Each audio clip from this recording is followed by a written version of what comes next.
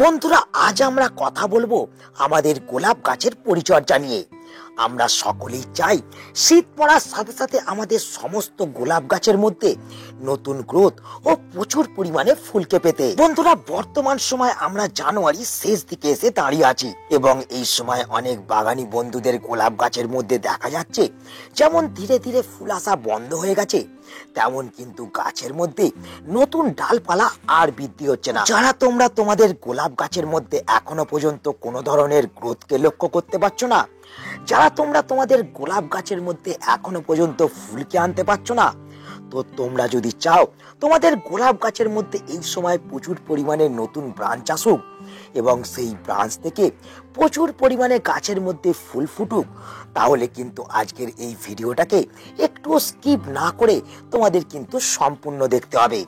কারণ আজ আমরা এই ভিডিওতে যে মূলত 10টি টিপসকে নিয়ে আলোচনা করব, যা এই সময় তোমাদের গোলাপ গাছের মধ্যে নতুন গ্রোথ এবং প্রচুর পরিমাণে ফুল আনতে সাহায্য করবে এবং প্রত্যেকটা গোলাপ গাছ তোমাদের এই সময় কিন্তু প্রচুর পরিমাণে ডালপালা বৃদ্ধি করবে। তো কি সেই 10টি টিপস, কি কি কাজ আমাদের এই সময় গোলাপ গাছের মধ্যে নতুন গ্রোথ এবং ফুল আনার জন্য করতে হবে, আজ এই সমস্ত গুরুত্বপূর্ণ তথ্যগুলিকে তোমাদের জানতে এবং বুঝতে হতে গেলে ভিডিওটা শুরু থেকে শেষ পর্যন্ত দেখতে হবে এবং অবশ্যই কার্তিক হর্টিকালচারকে সাবস্ক্রাইব করে রাখতে হবে। বন্ধুরা, গোলাপ গাছ থেকে আমাদের প্রচুর পরিমাণে ফুলকে পেতে হতে গেলে আমাদের শুরুতেই মাথায় রাখতে হবে আমাদের গোলাপ গাছের মধ্যে এই সময় কিন্তু নতুন গ্রোথকে আনতে হবে।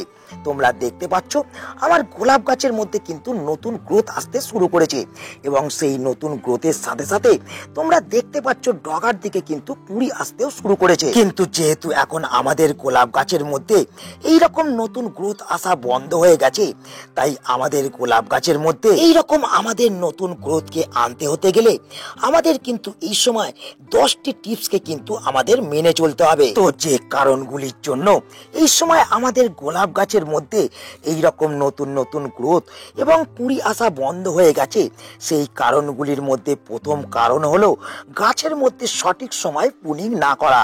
তো তোমরা দেখতে পাচ্ছ আমার গাছের মধ্যে কিন্তু আমি সঠিক সময় প্রুন করেছি, মানে আমি কিন্তু গাছের পুরাতন ডালগুলো এবং পুরাতন পাতাগুলোকে কিন্তু ছেঁটে দিয়েছি। তো তার ফলেই তোমরা দেখছো গাছের মধ্যে কিন্তু অসংখ্য সংখ্যায় নতুন ব্রাঞ্চেস আসতে কিন্তু শুরু করেছে এবং এই কাটাই ছাটাই করার পাশাপাশি আমাদের যে কারণের জন্য গাছের মধ্যে এই রকম নতুন নতুন ব্রাঞ্চেস বৃদ্ধি হওয়া এই সময় থেমে গেছে, সেটা হলো বন্ধুরা আমাদের গাছের মাটি ঠিকঠাক না থাকা। তো এক্ষেত্রে আমাদের যেটা করতে হবে, আমাদের গাছের মাটিকে আমাদের কিন্তু সব সময় এখন ভুরভুরে রাখতে হবে, মানে গাছের মাটির মধ্যে আমাদের কম্পোস্ট জাতীয় সারকে প্রত্যেক 10 থেকে 15 দিন অন্তর অন্তর আমাদের কিন্তু একবার করে প্রয়োগ করতে হবে। এই সময় মাটি যদি আমাদের ভুরভুরে থাকে বা মাটি যদি আমাদের হালকা থাকে, তাহলে কিন্তু আমরা আমাদের গোলাপ গাছের মধ্যে এই রকম নতুন গ্রোথকে আমরা কিন্তু এই সময় লক্ষ্য করতে পারবো। তো এরপর যে 2 নম্বর কারণটা আছে আমাদের গোলাপ গাছের মধ্যে নতুন গ্রোথ আসা বন্ধ হয়ে যাওয়ার পেছনে, সেটা হলো এই সময় আমাদের গোলাপ গাছের মাটির মধ্যে কম কম জলকে প্রয়োগ করা এবং গোলাপ গাছের মাটি এইভাবে শুকিয়ে পড়া। তো বন্ধুরা, এই সময় যেহেতু আমাদের গোলাপ গাছের একটি গ্রোয়িং স্টেজ এবং এই সময় যেহেতু আমাদের গোলাপ গাছের মধ্যে প্রচুর পরিমাণে ফুল আসার সময়, তাই এই সময় আমরা যদি গোলাপ গাছের মাটিকে এইভাবে শুকিয়ে ফেলি বা কম কম জলকে প্রয়োগ করতে থাকি, তাহলে কিন্তু আমাদের গোলাপ গাছের মধ্যে এইভাবে আমরা নতুন গ্রোথকে কিন্তু আসতে লক্ষ্য করতে পারবো না এবং গোলাপ গাছের গ্রোথ এই সময় কিন্তু থেমে যেতে আরম্ভ করবে। তাই আমাদের যেটা করতে হবে, আমাদের গাছের মাটিকে এইভাবে কিন্তু শুকিয়ে ফেললে হবে না, পর্যাপ্ত পরিমাণে গাছের মাটিতে কিন্তু জলকে প্রয়োগ করতে হবে। কিন্তু এর পাশাপাশি যে 3 নম্বর কারণটা আছে আমাদের গোলাপ গাছের গ্রোথ এই সময় হঠাৎ করে থেমে যাওয়ার পেছনে, সেটা হলো বন্ধুরা গাছের মাটির মধ্যে অতিরিক্ত পরিমাণে জলকে প্রয়োগ করা। তো আমরা যখন জলকে প্রয়োগ করব গাছের মাটির মধ্যে, তখন কিন্তু অবশ্যই আমাদের মাথায় রাখতে হবে যাতে আমাদের গাছের মাটি অতিরিক্ত পরিমাণে ভিজে না থাকে। আমাদের সেক্ষেত্রে যেটা করতে হবে, আমাদের কিন্তু খুব বুঝে বুঝে গাছের মাটির মধ্যে কিন্তু জল প্রয়োগ করতে হবে। আমাদের গাছের মাটি যদি এইভাবে সবসময় ভিজে স্যাঁতস্যাঁতে হয়ে থাকে, তাহলে কিন্তু গাছের গ্রোথকে আমরা কিন্তু কখনোই লক্ষ্য করতে পারবো না এবং তার সঙ্গে সঙ্গে যে সমস্যাটা হবে সেটা হলো বন্ধুরা এই যে তোমরা দেখতে পাচ্ছ আমার গাছের মধ্যে নতুন গ্রোথ আসতে শুরু করেছে, কিন্তু এই গ্রোথটা তোমরা লক্ষ্য করলে দেখতে পাবে একটু এগিয়ে আমার এই গ্রোথটা কিন্তু থেমে গেছে। তো আমরা যদি অতিরিক্ত জলকে বারংবার গাছের মাটির মধ্যে প্রয়োগ করতে থাকি তাহলে এই সমস্যাটাকে কিন্তু আমরা কখনোই গাছ থেকে কিন্তু দূর করতে পারবো না। তাই আমরা গাছের মধ্যে না বেশি না কম জলকে প্রয়োগ করব, সমানভাবে আমাদের গাছের মধ্যে এই সময় কিন্তু জল প্রয়োগ করতে হবে। তো এর পাশাপাশি আমাদের গোলাপ গাছের গ্রোথ এই সময় থেমে যাওয়ার পেছনে যে 4 নম্বর কারণটি আছে সেটা হলো বন্ধুরা আমাদের গোলাপ গাছের টবের ড্রেনেজ সিস্টেম ঠিকঠাক না থাকা। তো অনেক ক্ষেত্রে আমরা দেখি যে আমাদের গোলাপ গাছের ড্রেনেজ সিস্টেম ঠিকঠাক থাকে না, তার ফলে আমরা যখন জল প্রয়োগ করি বেশ কিছুদিন কিন্তু জলটা আমাদের মাটির মধ্যে কিন্তু স্টোর হয়ে থাকে। তার ফলে যেটা হয় গাছের কিন্তু রুটগুলো ড্যামেজ হতে থাকে এবং গাছ মাটি থেকে কিন্তু তার পুষ্টিমূলকে সঠিকভাবে ইনটেক করে তার কাণ্ড এবং পাতার মধ্যে কিন্তু পৌঁছাতে পারে না। তো তার ফলেই আমাদের গাছের গ্রোথ কিন্তু আটকে যেতে থাকে এবং ধীরে ধীরে গাছগুলি পাতা ঝরিয়ে দিয়ে কিন্তু দুর্বল হয়ে পড়ে। তাই আমাদের যে 4 নম্বর কাজটাকে করতে হবে, আমাদের গোলাপ গাছের টবের ড্রেনেজ সিস্টেমকে আমাদের কিন্তু বারংবার চেক করে নিতে হবে, যাতে আমাদের গোলাপ গাছের মাটির মধ্যে জল প্রয়োগ করলে সেই জল মাটির উপরে স্টোর না হয়ে থাকতে পারে। তো এই 4 নম্বর কারণটির পাশাপাশি যে 5 নম্বর কারণটা আছে আমাদের গোলাপ গাছের মধ্যে এই রকম নতুন নতুন গ্রোথ আটকে যাওয়ার পেছনে, সেটা হলো বন্ধুরা আমাদের গোলাপ গাছের মাটির মধ্যে জল প্রয়োগ করার পর আমাদের গোলাপ গাছের মাটি এইভাবে কম্প্যাক্ট হয়ে পড়া। তোমরা দেখতে পাচ্ছ আমার গোলাপ গাছের মাটির মধ্যে কিন্তু আমি কাল বিকালে জল প্রয়োগ করেছি, কিন্তু আজকের মধ্যেই গোলাপ গাছের মাটিটা কিন্তু পুরোপুরিভাবে কম্প্যাক্ট হয়ে গেছে। তো এই কম্প্যাক্ট মাটিকে আমরা যদি এই অবস্থাতে রেখে দিই তাহলে যে সমস্যাটা হবে সেটা হচ্ছে আমাদের গোলাপ গাছের শিকড় কিন্তু সঠিকভাবে বৃদ্ধি হবে না এবং গোলাপ গাছের শিকড়গুলি বৃদ্ধি না হওয়ার ফলে আমাদের গোলাপ গাছের ডালপালা এবং পাতাও কিন্তু বৃদ্ধি হবে না। তো এক্ষেত্রে আমাদের যেটা করতে হবে, আমাদের প্রত্যেক সপ্তাহে কিংবা 10 দিন অন্তর অন্তর আমাদের গোলাপ গাছের টবের মাটিকে আমাদের কিন্তু এইভাবে একটু খুশে আলগা করে দিতে হবে। তো বন্ধুরা আমাদের এই 5 নম্বর কারণটির পাশাপাশি যে 6 নম্বর কারণটা আছে আমাদের গোলাপ গাছের মধ্যে এই রকম নতুন নতুন ব্রাঞ্চেস এবং পাতা বৃদ্ধি না হওয়ার পেছনে, সেটা হলো বন্ধুরা গাছের মাটির পিএইচ লেভেল ঠিকঠাক না থাকা। তো অনেক ক্ষেত্রে আমরা যেটা দেখি আমাদের গাছের মাটি অনেক সময় কিন্তু ক্ষারীয় হয়ে পড়ে, অনেক সময় অতিরিক্ত জল প্রয়োগ করার ফলে বা বিভিন্ন ধরনের রাসায়নিক সারকে গাছের মধ্যে দেওয়ার ফলে গাছের মাটি অ্যাসিডিক থাকার বদলে অ্যালকালাইন হয়ে পড়ে। সেক্ষেত্রে কিন্তু আমাদের গাছের গ্রোথ যেমন থেমে যেতে আরম্ভ করে তেমন গাছের মধ্যে কিন্তু কুঁড়ি এবং ফুল আসতে চায় না। তো এক্ষেত্রে আমাদের যেটা করতে হবে, আমাদের গাছের মধ্যে প্রচুর পরিমাণে আমাদের কুঁড়ি এবং ফুলকে আনতে হতে গেলে, গাছের গ্রোথকে আমাদের সঠিকভাবে রাখতে গেলে আমাদের কিন্তু গাছের মাটিকে সব সময়ের জন্য কিন্তু অ্যাসিডিক রাখতে হবে। তো বন্ধুরা এর পাশাপাশি যে 7 নম্বর কারণটা আছে আমাদের গোলাপ গাছের মধ্যে এই রকম নতুন নতুন গ্রোথ এবং ডালপালা পাতা না আসার পেছনে, সেটা হলো বন্ধুরা গাছের মধ্যে এই সময় বিভিন্ন ধরনের ফাঙ্গাস এবং পোকামাকড়ের আক্রমণ।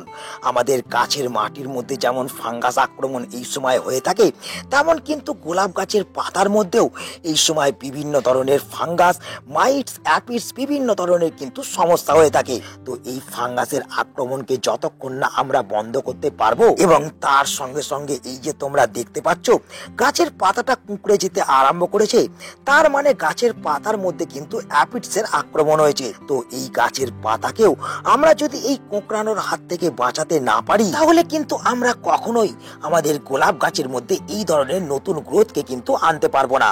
এবং নতুন গ্রোথ না এলে এই যে কুঁড়ি তোমরা দেখতে পাচ্ছ আসতে শুরু করেছে, এই ধরনের কুঁড়িও কিন্তু আসবে না। এরপর যে 8 নম্বর কারণটা আছে আমাদের গোলাপ গাছের গ্রোথ এই সময় থেমে যাওয়ার পেছনে, সেটা হলো বন্ধুরা গাছের মধ্যে সঠিকভাবে রোদ না লাগা। তো এই সময় তোমাদের যেটা করতে হবে, গাছগুলোকে কিন্তু ছাওয়াতে নয়, তোমাদের এমন একটা স্থানের মধ্যে রাখতে হবে যে স্থানটার মধ্যে 5 থেকে 6 ঘন্টা গাছগুলো রোদ পাবে। তো এই 8 নম্বর পয়েন্টটির পাশাপাশি যে 9 নম্বর পয়েন্টটি আছে আমাদের গোলাপ গাছের বৃদ্ধি বিকাশ থেমে যাওয়ার পেছনে, সেটা হলো বন্ধুরা আবহাওয়ার তারতম্য। বর্তমান সময়ে দেখা যাচ্ছে কখনো আমাদের এখানে রোদের তীব্রতা ধীরে ধীরে বেড়ে যাচ্ছে, আবার কখনো দেখা যাচ্ছে অতিরিক্ত পরিমাণে কিন্তু ঠান্ডা পড়তে শুরু করছে।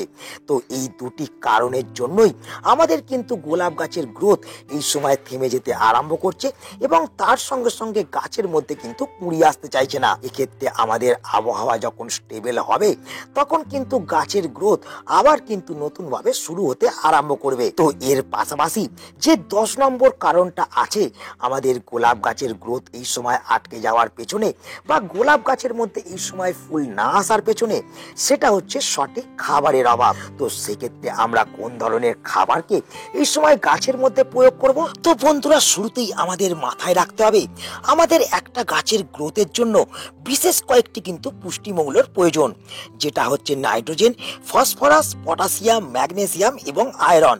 তো এই কয়েকটি পুষ্টিমৌল যদি আমরা আমাদের গোলাপ গাছের মাটির মধ্যে প্রয়োগ করতে পারি বা আমাদের গোলাপ গাছের মাটির মধ্যে যদি মজুদ থাকে, তাহলে কিন্তু আমাদের প্রত্যেকটা গোলাপ গাছ সঠিকভাবে কিন্তু বৃদ্ধি হবে এবং সেই গাছ থেকে আমরা কিন্তু প্রচুর পরিমাণে ফুলকে পেতে পারবো। তো এই 5 ধরনের পুষ্টিমৌলযুক্ত খাবারকে আমাদের এই সময় তৈরি করতে হতে গেলে আমাদের প্রথম যেটা করতে হবে, আমাদের কিন্তু প্রথমে এই দুটি উপকরণকে বাড়ি থেকে সংগ্রহ করে নিতে হবে।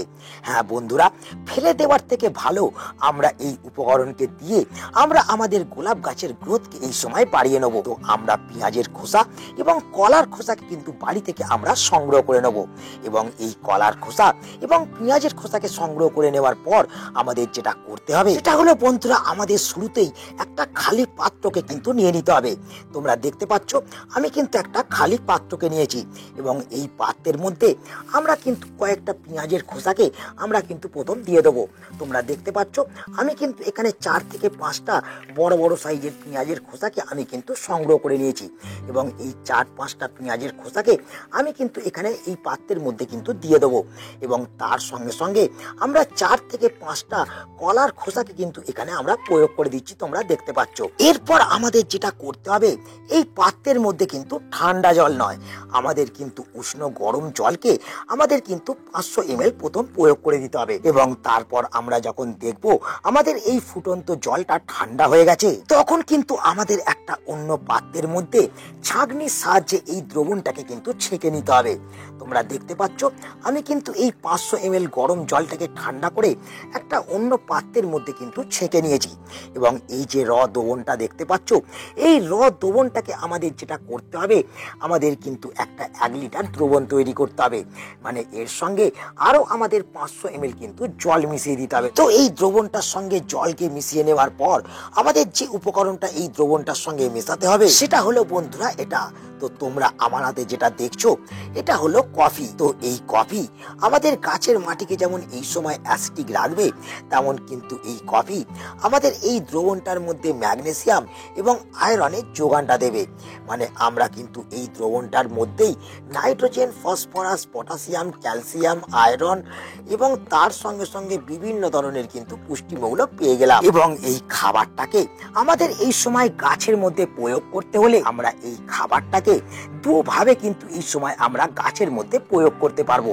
এক হচ্ছে আমরা শুষ্ক ওয়েদার দেখে সকাল বেলায় আমরা যদি এই খাবারটাকে আমাদের গাছের মাটির মধ্যে 1.5 থেকে 200 ml করে যদি প্রয়োগ করে দিতে পারি, তাহলে কিন্তু আমরা এই খাবারটা থেকে দ্রুত কিন্তু রেজাল্টকে আমরা দেখতে পাবো এবং এর পাশাপাশি যদি আমরা এই দ্রবণটা থেকে আরো দ্রুত রেজাল্টকে পেতে চাই, তাহলে কিন্তু আমাদের একটা স্প্রেয়ার মেশিনের মধ্যে ভরে এই দ্রবণটাকে আমাদের যেটা করতে হবে সেটা হলো বন্ধুরা, আমাদের প্রত্যেকটা গোলাপ গাছের পাতার মধ্যে আমাদের কিন্তু এই দ্রবণটাকে প্রত্যেক 10 থেকে 15 দিন অন্তর অন্তর একবার প্রয়োগ করতে হবে। তো বন্ধুরা, এই দ্রবণটা আমরা যেভাবেই ব্যবহার করি না কেন, আমাদের 10 থেকে 15 দিনের গ্যাপ কিন্তু এই দ্রবণটা ব্যবহার ব্যবহার করার ক্ষেত্রে রাখতে হবে।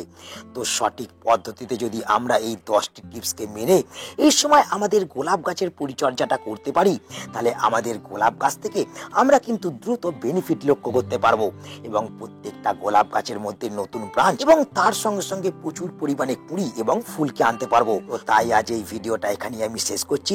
ভিডিওটা যদি একটুও কাজের মনে হয় তাহলে অবশ্যই ভিডিওটাকে একটা লাইক করে দেবে এবং যারা তোমরা নতুন বন্ধু চ্যানেলে প্রথম, অবশ্যই কিন্তু ভিডিওটাকে শেয়ার করে চ্যানেলটা সাবস্ক্রাইব করে রাখবে। তো দেখা হচ্ছে আবার একটা নতুন ভিডিওতে। সকলে ভালো থেকো, নমস্কার।